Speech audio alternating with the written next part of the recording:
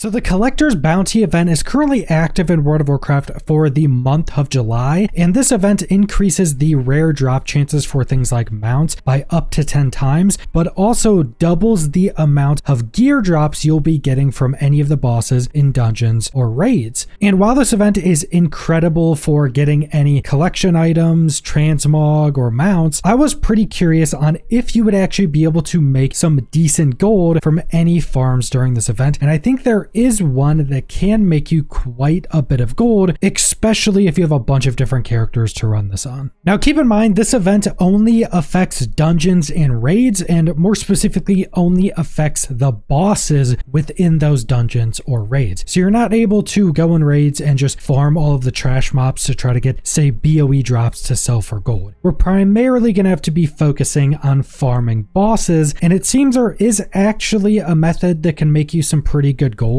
that is kind of random as to how it works. Now, because this is only focused on bosses, the main thing you would go to is farming bosses for their double transmog drops, and that's what we're actually going to be doing for a lot of the gold, or more specifically a lot of the raw gold of this farm. But you're going to need to be farming some specific raids, and those are raids from Battle for Azeroth, because for whatever reason, as Blizzard has nerfed the raw gold from selling gear over the years, BFA weapon drops for some reason sell for a lot more than pretty much any other expansion, including Shadowlands, which is a more recent expansion, so usually the gold would be more, but it still seems BFA weapons sell for a lot more than other expansions. Now what that amounts to is that if you go farm pretty much any of the other expansions, you'll be getting on average 200 gold a boss. That's the boss gold itself, and that's vendoring all of the gear drops. But going to BFA, it's on average 300 gold a boss, and can even be more depending on if you get more lucky with weapon drops, because they're just worth so much more. So you could just go run any of the Battle for Azeroth raids that you're, say, looking for a mount in as well and farm them that way. But if you're trying to be more efficient with farming these for gold, you're actually going to go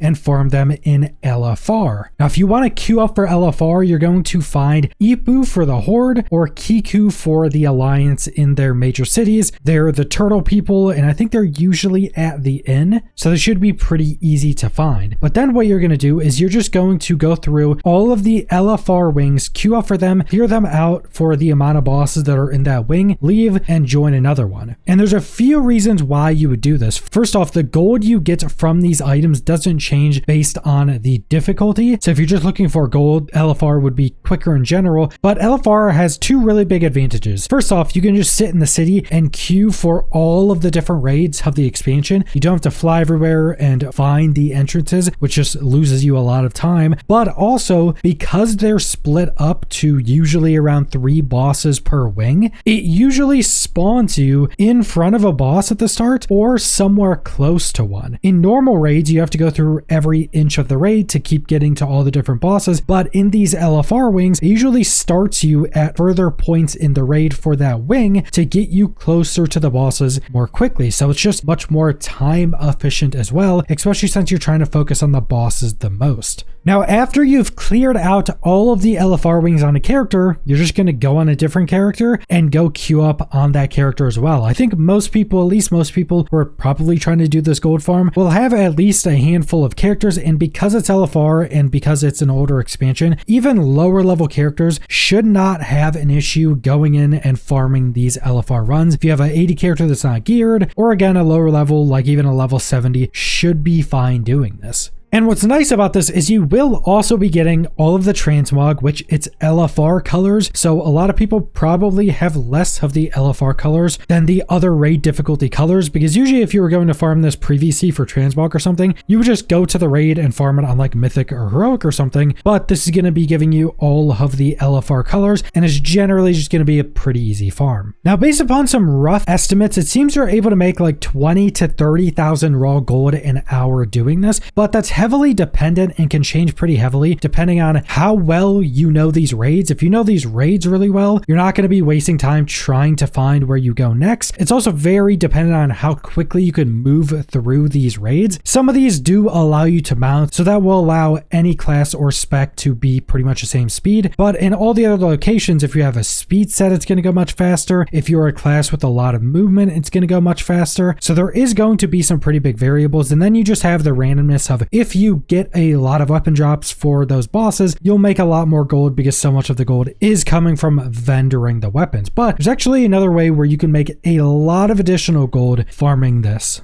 Now that additional gold comes from killing all the trash mobs going through these raids. If there are any trash mobs that can drop gold themselves, that can actually get you a decent bit of additional gold, all of the gray armor or just random gray items you can vendor off for a decent bit of gold as well. Then any of the greens you're getting, you can actually sell on the auction house as transmog items, because a lot of people probably don't have all of the green transmogs from older expansions. And then you also have the bind unequip epics that can also sell as transmog items on the auction houses for a lot of gold. Now these ones are going to be much more rare, but there are some really high ticket items that are pretty sought after as BOE drops from some of the raids. Like specifically if you're running on a plate wearer that can use shields and you're doing the Nyalotha raid, you can get the Madden and Heron's Bulwark, which is a BOE shield that just has the big old god eye in the middle. This thing sells for like an average of 150 to 200,000 gold a piece. I have sold some of the recolors of this from the higher difficulties of the raid, but every single one of the raids does have a bunch of BOE items depending on what armor type your class is and what different things they can use. So if you're somebody that will also sell transmog and you have a bunch of transmog, say you're already putting up on a regular basis, you'll probably get at least a handful of these higher ticket BOE items. And even though transmog like this can take a while to sell, these will give you a lot of additional gold for not much additional time. And if you're farming this on a bunch of characters,